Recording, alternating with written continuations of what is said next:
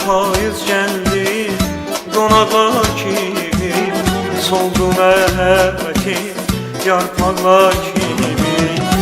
Yenə payız gəldi qonaqlar kimi, soldu məhəbbətim yarpaqlar kimi. Ürək pıçıldayır,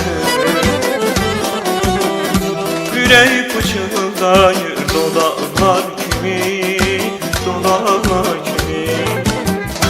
Külək niyə belə əsirsən külək, niyə ümidimi kəsirsən külək. Külək niyə belə əsirsən külək, niyə ümidimi kəsirsən külək.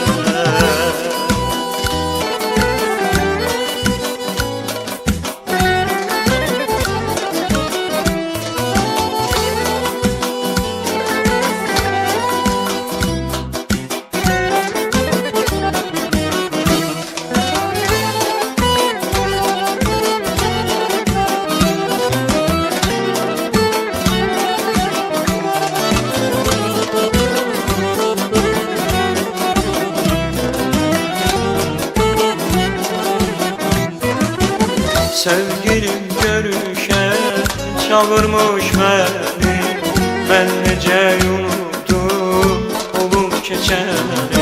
Sevgilim görüşə çağırmış məni, mən necə unutdum olub keçəni.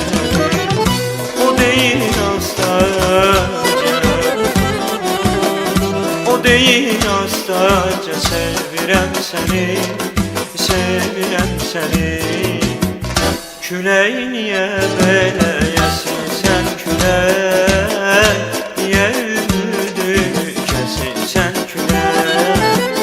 Külək niyə belə əsirsən külək, niyə ümidimi kəsirsən külək.